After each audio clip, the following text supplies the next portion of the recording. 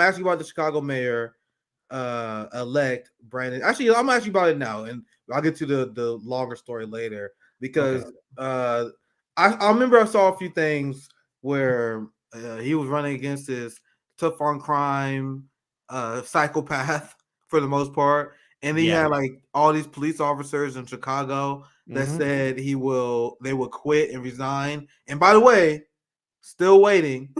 I'm waiting for you guys to honor your promise.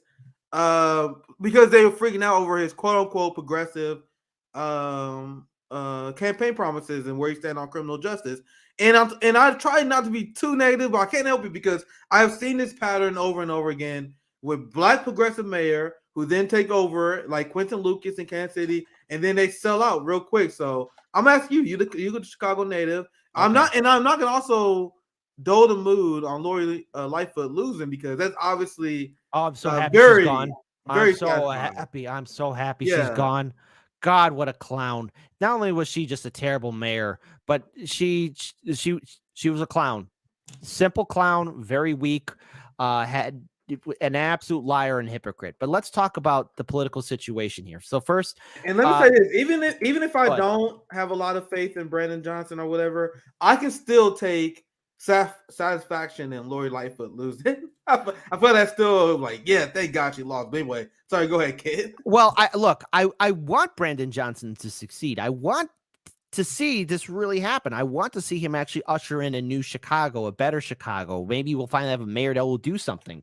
But look, real quick again, so your viewing audience see this, so hopefully it doesn't get to. It's called Chicago's Not Broke. Please read this book so you understand. Chicago's not broke, all right? So written by Tom Trasher, talks about the TIF fund. So let me explain the political environment here in Chicago. Let's rewind back the clocks to 2019. Lightfoot is about to be inaugurated in. The political landscape was simple. Rahm Emanuel was the most hated mayor, politician in Chicago's history.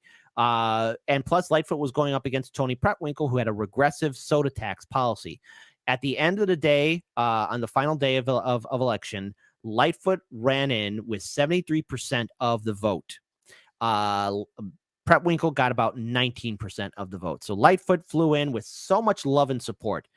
Then came her absolute downfall of when it was revealed what kind of person she is, and the fact that she was still carrying on Rahm Emanuel's policies.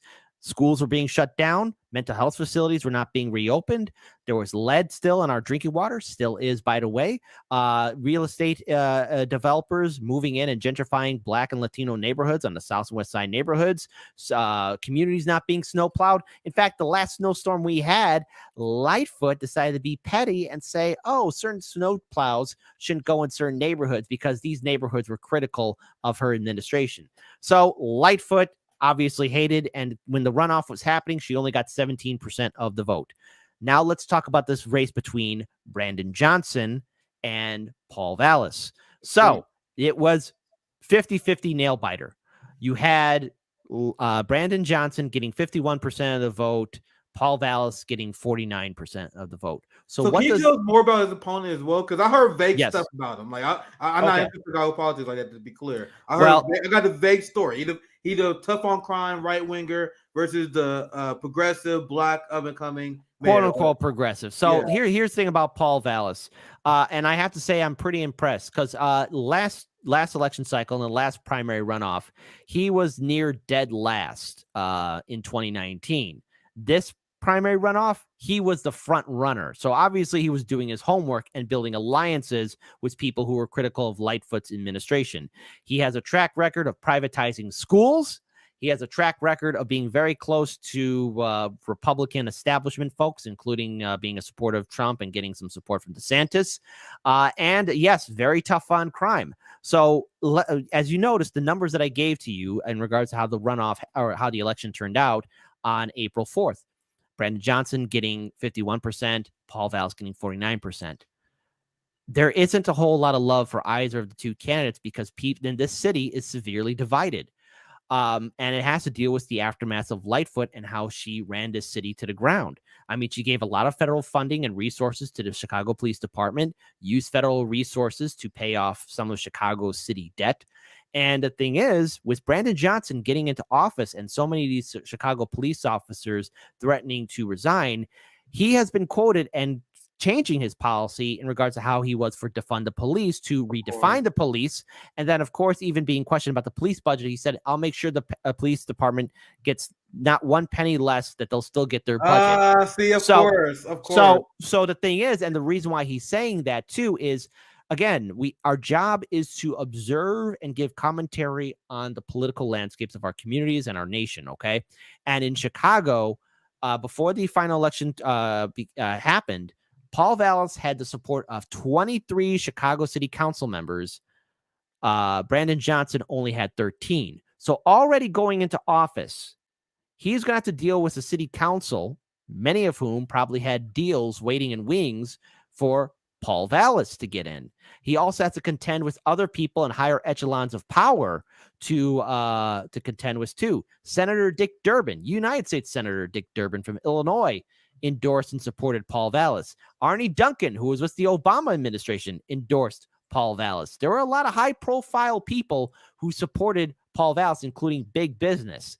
So Brandon Johnson has to contend with that in order for his mayorship, his administration, to continue to function. And what concerns me is that he's not going to follow through with his promises and trying to do everything he can to appease the coalition that Vallas built. Because again, Vallas got 49% of the city vote. 49%. That's a big number. And again, the turnout was a little bit higher compared to 2019.